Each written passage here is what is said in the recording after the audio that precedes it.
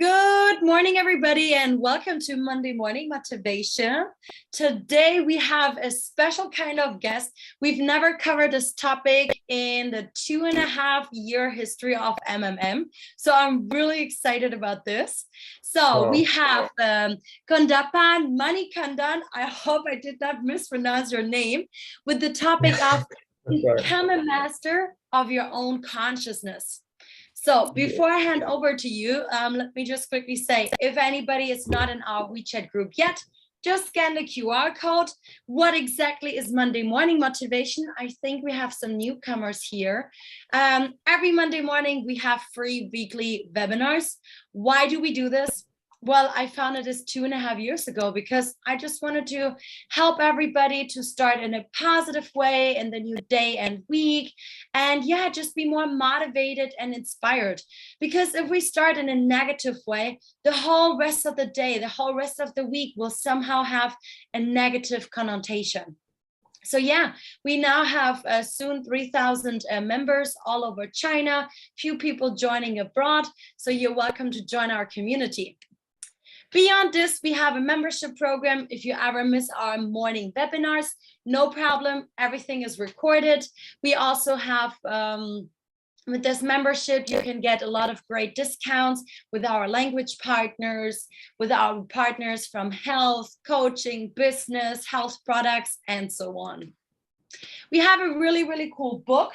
So if you're looking for a nice gift for Christmas, for example, we have this beautiful book. Where is it now?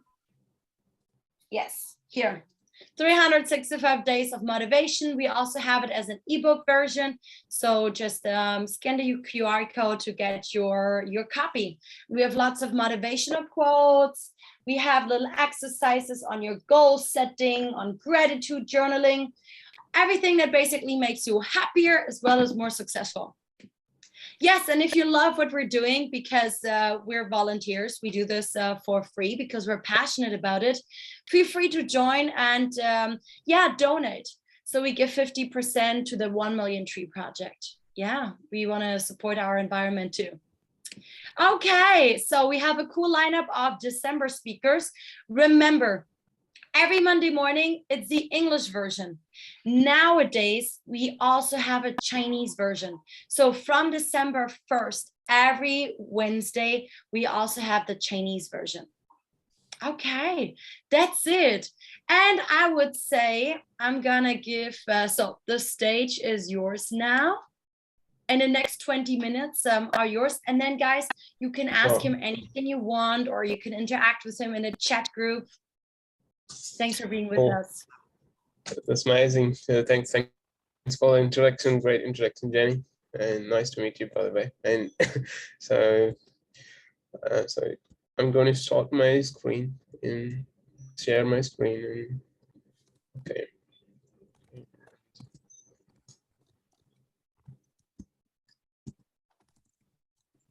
All right. So could you, all of you, could you see the screen? Could you see the presentation? All good. Okay.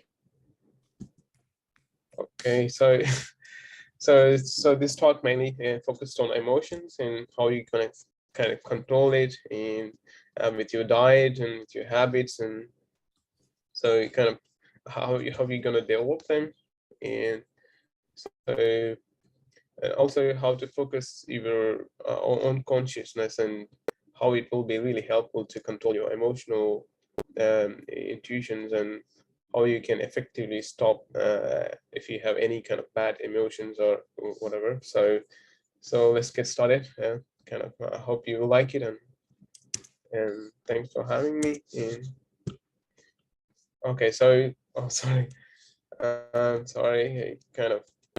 so probably you know all of you. I hope Steve Jobs, and he's the founder of Apple.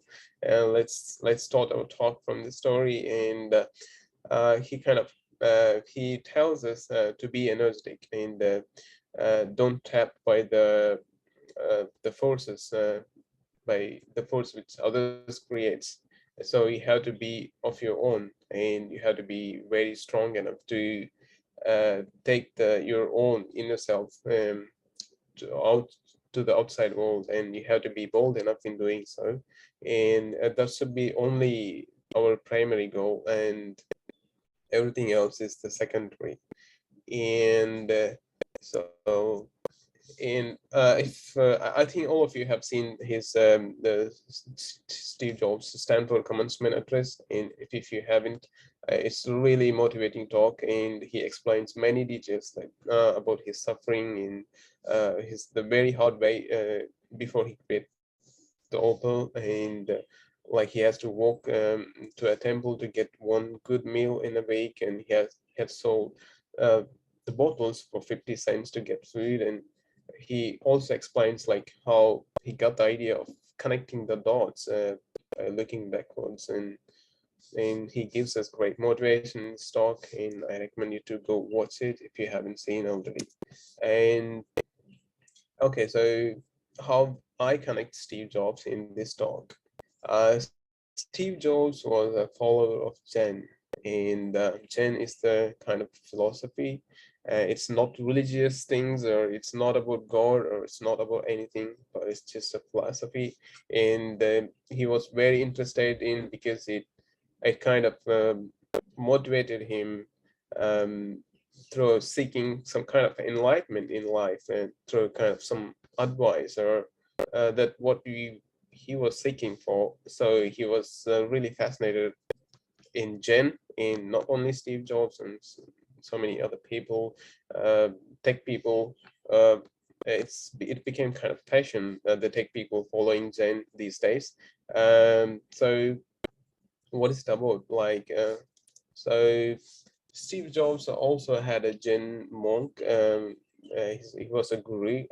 He's called Kubun Otogwa, and he was in the United States of America. And so he was teaching Steve Jobs about the Zen philosophies. And once upon a time, Steve Jobs wanted to find a real kind of monk, a Zen monk in India, but he failed.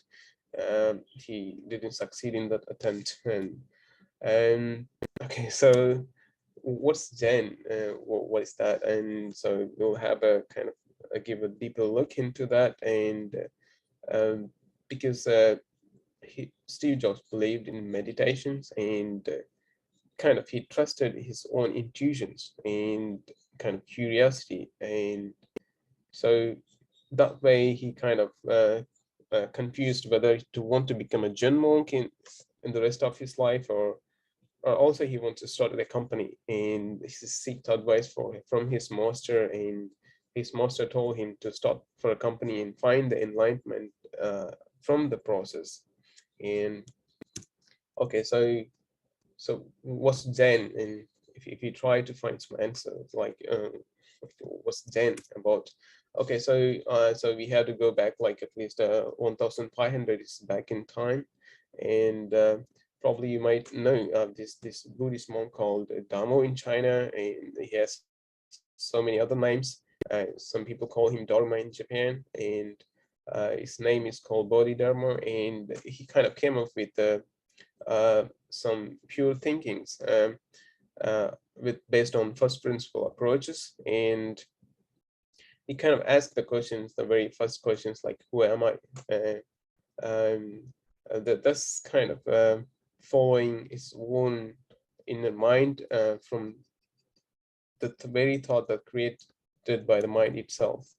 And so he kind of traveled from southern part of India called Pallava Kingdom. There was no India by the time.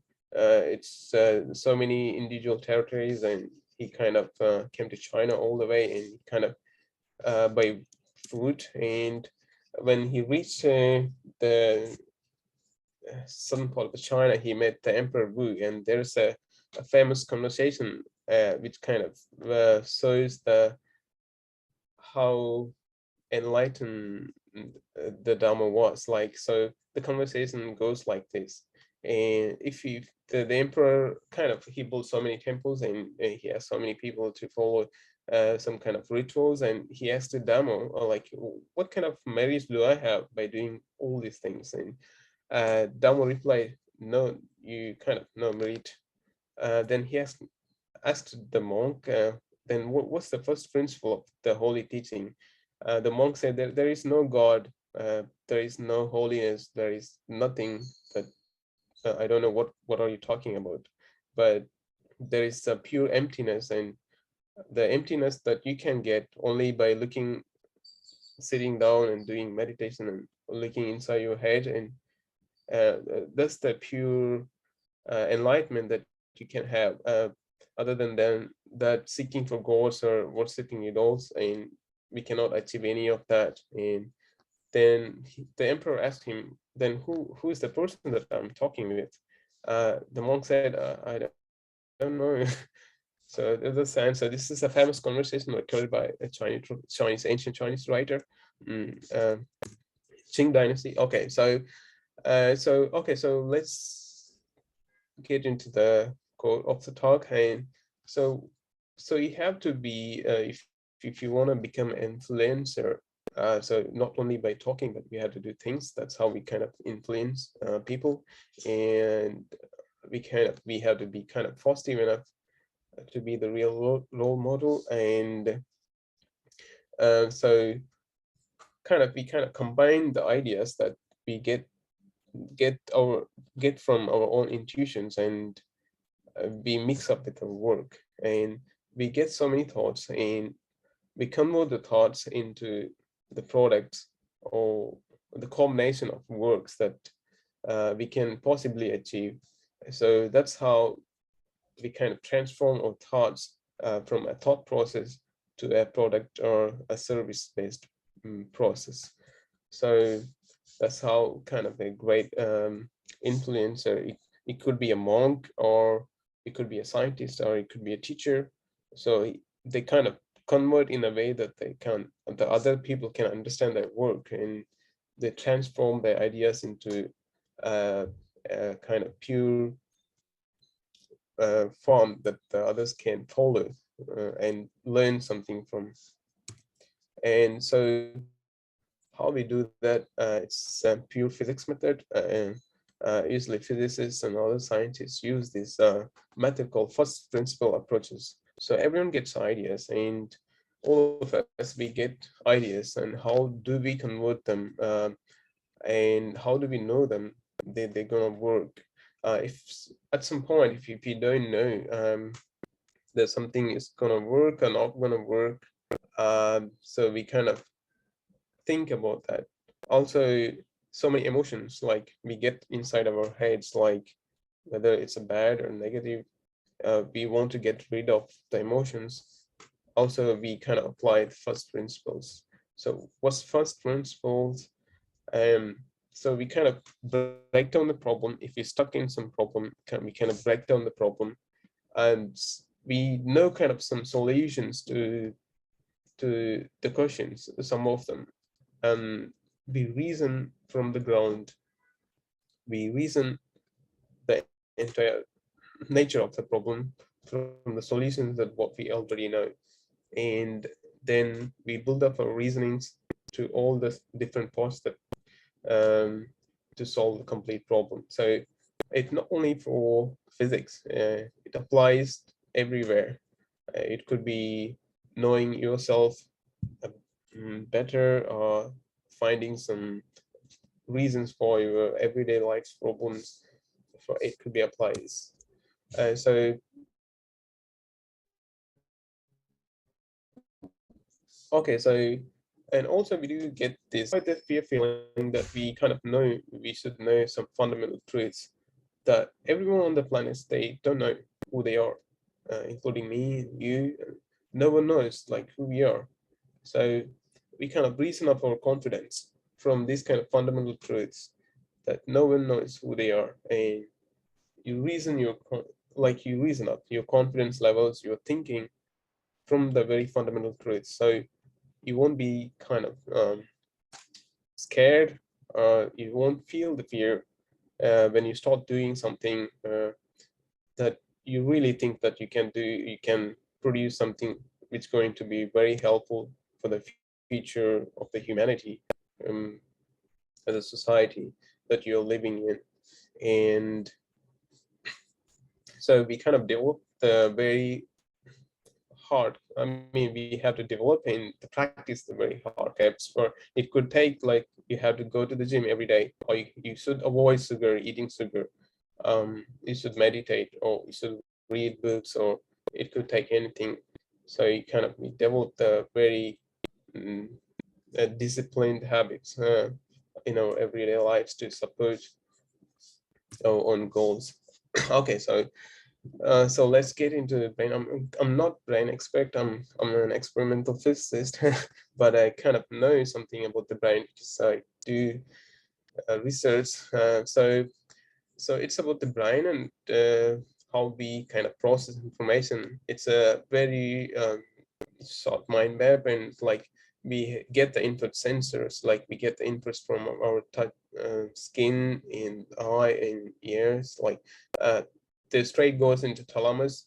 It's we do have two brains, like we do have monkey brain, we do have human brain.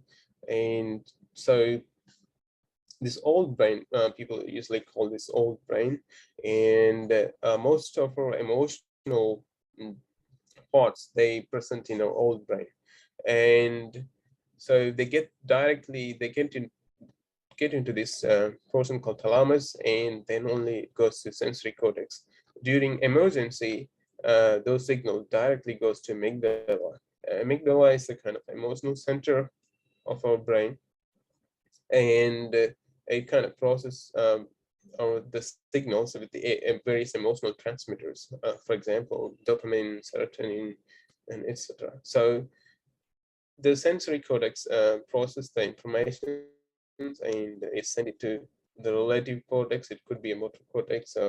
Motor cortex, it could mean even a face. A face also kind of motor cortex. When we smile, it's controlled by the motor cortex, and these working memories and explicit memories are stored and converted with the emotional modulation like hippocampus.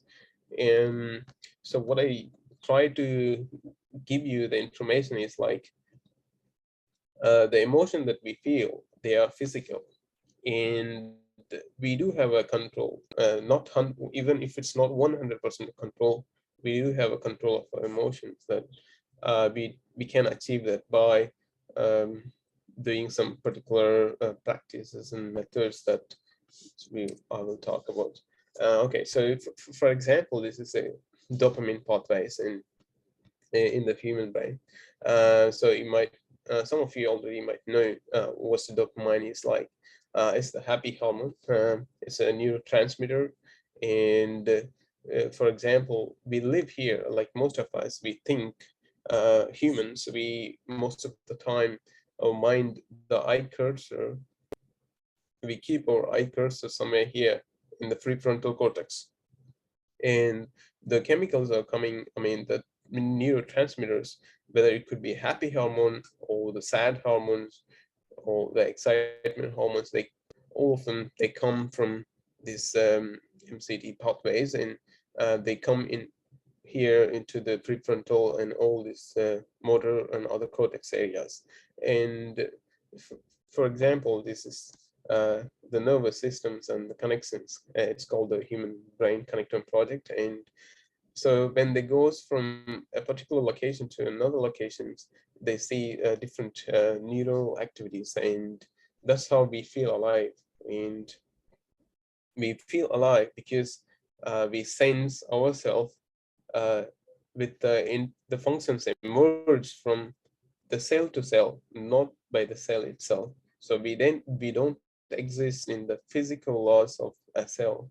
We exist in the interconnections between the cells. So for example, as cells, they do have to, I mean, they need to replicate the DNA, and they have to transmit the proteins between the blood into the cells, but they are a fundamental process. We don't exist in that process.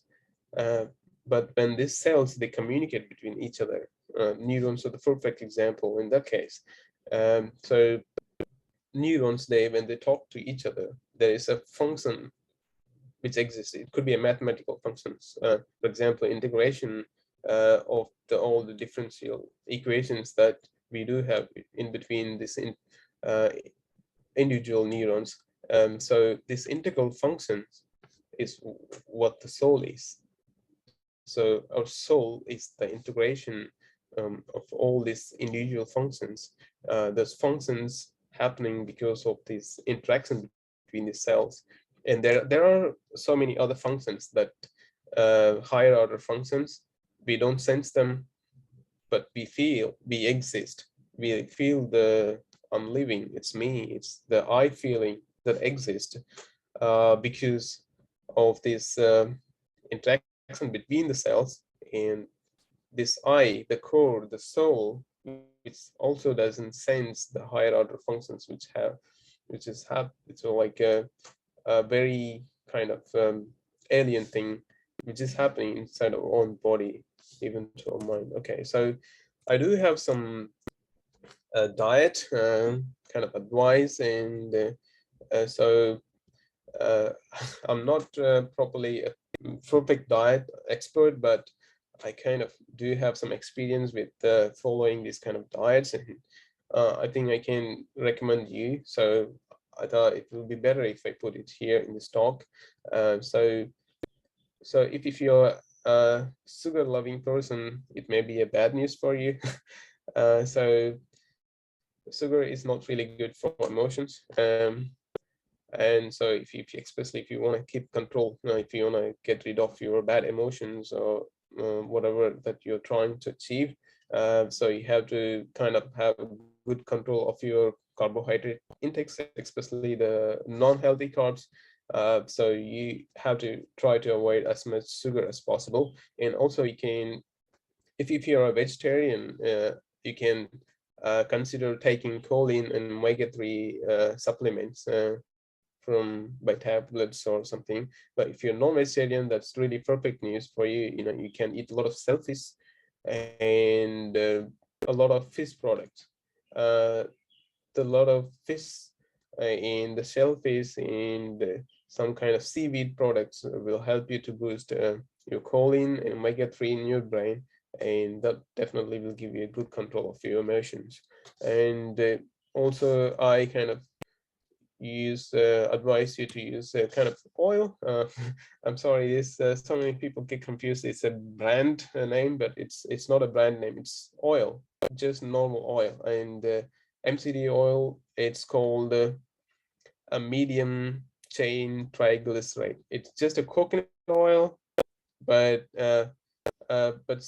scientists initially they keep calling it MCT, but then later we didn't have any other name. That's everyone keep calling it MCT oil. MCT oil I would recommend because it's really perfect, and because uh, our liver generates the ketones. For example, if we go for the diet, for example, ketogenic diet, uh, so we kind of we don't give enough carbohydrates or sugar to the brain, so our liver has to support this process, and our liver generates ketones. And so MCT oil makes the process a bit easy for our liver to generate ketones, and the ketones are really perfect food for our brain, because ketones gives the continuous energy support to the brain, so we can get the very steep, stable focus. For example, if you want to meditate, or if you want to do a really tough job that you have to be focused on. For example, you want to write a book, or you want to do some research in the web, and during those days, you want a stable and perfect continuous energy supply to your brain, and you have to cut your carbohydrates, and you have to go for high fat, high protein food sources.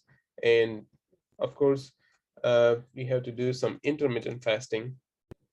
So intermittent fasting is a kind of really a healthy way of to kill out the unnecessary disease that you will get when you get older, and you will get a lot of this like Parkinson disease and all other things, because um, I think we can avoid this disease, because if we do a proper amount of intermittent fastings, we can kill the neurons. Like our own body can digest the dead cells inside our brain or inside our body. That happens only when we do intermittent fasting.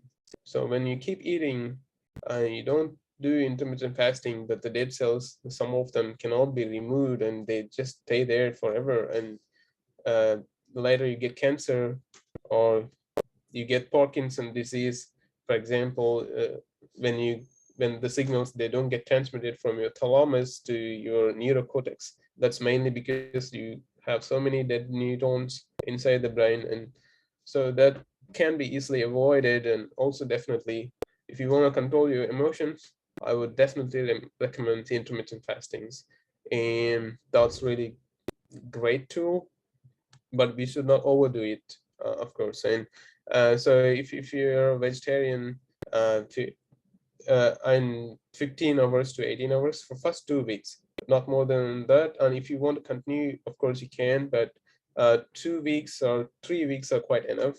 And after that, you can switch back to your old regular diets. And if you're a non-vegetarian, you can do even 22 hours, one meal a day. You can, but when you're breaking the fasting, you should eat, step by step. You should not eat the whole food within a few minutes, and it will create some bad consequences. So you can start with some juice or something like that and go gradually when you break the fast. And so those are the bullet points. And uh, so you should reduce the sugar. You can go for fat-driven food rather than carbohydrates food, and kind of control your sugar intake. And when you boil the eggs, and this is the advice that I will kind of give you, but don't boil the middle part of the egg, because it preserves the choline and omega-3. When you do boil the eggs in the middle, basically you kill the choline and omega-3. So I would recommend not boil the middle part of the egg, the yellow part, and use vegetables in MCD and intermittent fasting. And you can take multivitamins if you or really, kind of vegan or vegetarian food. I say, and of course, you can read books, a lot of books. When you read a lot of books, you get your brain, you kind of give the work to your brain to produce more thought process. And so be on your own, and you have to listen to yourself. And it could be your boss or whoever that you're working for, but you have to come up with your own solutions all the time. And Jenny, I do have a poppy music team. So we have Spanish people, and or most of us, we are students. Like, it's kind of helping group. For example, if you're depressed, and if you want to set up a new friendship environment, and we kind of create music in our spare time. We kind of generate pop music on different genres in different languages, so that everyone can join. It's not necessary that you have to be expert in music or something. So you can be a good listener. And we have people from Spanish-speaking countries, United States and France, and all over the world. And we kind of create a collaborative music. Yeah, we kind of in our spare time, and you're welcome to join our team. Anyone is interested, you can take a screenshot and you can join anytime. Okay. And thank you, Jenny, for hosting me, and thanks for this great opportunity. And I'm really glad that to meet all of you. And thank you very much. And if you have any questions, that you can ask me now. Great. Thank you so much, Manikandan. We love having a diverse variety of speakers here in the group. So I loved your sharing. I love your background. So very, very interesting. I already started like checking some stuff out in parallel. Okay, guys, now the next few minutes are for you. Feel free to ask him any kind of questions that you like. Use the chat group, unmute yourself as you like.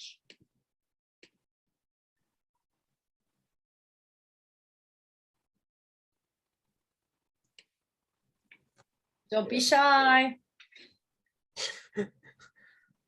Okay. Okay, somebody's saying, thank you so much. It's the second time I'm listening, Uh, this time watching. Such a great content. Thanks for your time and also your great initiative with the music group. Yeah, that's a really cool idea, actually. I'm going to make sure that Manikandan is in all of the MMM groups if you also want to reach out to him later on. that's But great. Thanks, for yeah. I'm sure there's some questions. Come on, guys. Let me ask you one question. Like, how did you come up with studying about quantum physics? Oh, oh, that's great. Okay, so when I was a kid, I used to go to the library, and I used to read so many weird strange physics phenomenons, and one of the thing that caught my mind, it's called quantum entanglement. And when I was like 18 or 17 years old, like I came across with this strange phenomenon called quantum entanglement. It's a kind of connection, strange connection between two objects. It doesn't mean that two objects should be connected physically. You can take one object away. We can place it into any part of the universe, and it's still connected. It's like a relationship between a mother and son. Like if the son gets affected somewhere, some part of the world, the mother feels it intuitively, and it's a strange physical phenomenon that two particles are connected instantaneously without any physical connections. And this is called quantum entanglement. I came across this when I was like when I was in my high school or something. So then, okay, it's quite interesting. Then I started doing research, and okay, then entanglement is the fundamental thing in quantum computers. So right now we are working like to make the prototype of quantum computer based on Bose-Einstein quantum states and in a atom Wow, chip. Yeah, that's what I do. interesting. Yeah, I've Yeah, thank experienced you. this kind of phenomenon with my mom too. Wow, now we have so many questions for you. So first Okay. of all, Ning was asking any suggestion about meditation for a person with busy schedule every day? Oh, let's go. Any suggestion of the medicine? Oh, okay. So I advise you to sleep properly. Einstein used to sleep. I mean, we kind of hear the news like Einstein used to sleep like 10 to 11 hours a day, but I know we are busy, but sleeping helps us a lot. Proper sleep and not looking at our smartphones for a long time before we kind of get into the bed, and sleep at least 7 hours a day. That would be a best advice. And if you don't have enough time to do the meditation, it's okay, but we need to sleep properly. Yeah.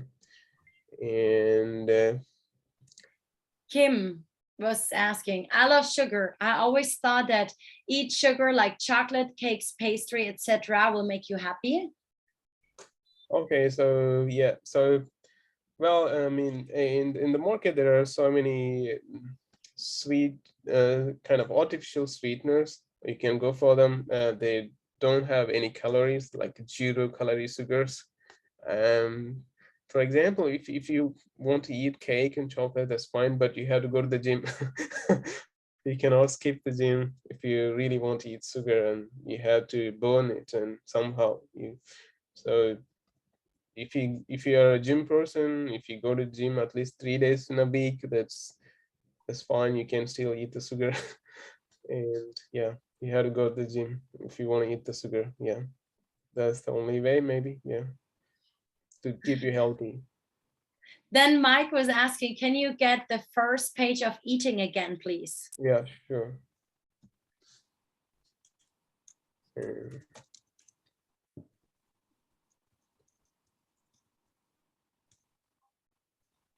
okay, yeah, this one. Yeah, Okay. And then I think, oh yeah, Kieran is sharing. Do you mind sharing the slides, sure, please? sure, I'm adding you in the WeChat groups right now, so it's up to you if you want to share it or sure, not. sure, definitely, of And he course. was also saying, I have started a work meeting, so would be great to know a bit more about you. Where are you based? What do you do, etc.? Your LinkedIn connect if possible. very good session. If you like, Kieran, I can also connect you with Manikandan on LinkedIn or so, or via WeChat. But yeah, maybe you can tell a bit more about yourself if you want to. Where are you Well, based? What do you do? Like a bit of your background if you want to. I see. Sure. I'm basically an experimental quantum physicist. I spent half my life spending in the quantum physics labs. I've been to Germany. I was in Heidelberg, Wow. and I visited several countries like Japan, Russia, and most of the time, sometimes I do theoretical physics. I started my career as a theoretical physicist, and I switched to experimental physics because I was also a part of the hype, and I wasn't the hype that people are like nowadays. You might keep hearing that about the quantum computers and making quantum computers. So I'm a guy who also taking participation in the race. It's called quantum race. It's between US and China now. And I'm a part of the team called New York University. New York University Shanghai. I work with Tim Burns. He's an Australian professor who's in Shanghai, and so he has this quantum group, and he has like theoretical physics, also experimental physics, and I'm in the experimental team, and we are kind of making a atom chip based quantum computer prototype, and yeah, basically I'm from India. Yeah, I come from southern India called Tamil Nadu, and um, yeah, so and I kind of speak English, and I know a bit of Tamil, and I'm learning Chinese.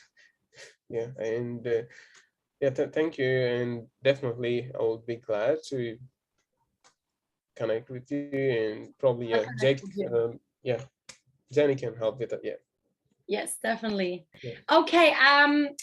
Helsing, are you still here? You were raising your hand. Yes, I see you. Unmute yourself if you like. You were next. You are had a quick now. Hi, question. Helsing. I have like, can you hear me? Can you Yeah, hear me? yeah. Thank you for this awesome presentation. It left a lot in my mind to think. I have like a minute though, so my core voice, not like a literal voice, but like a voice inside of you guiding you, saying this is the right thing, this is the wrong thing. And if so, how did you differentiate that voice from like the other nonsense voices out there? I see. Okay, what's the right thing and what's the wrong thing? Okay, so actually, we are all of us, all humans, all animals are slaves for the DNA. We kind of think that we can make the robots as our slaves, but we already kind of robots. We are kind of slaves uh, for the DNA, the sympathy we feel, the feelings, and the fear of death.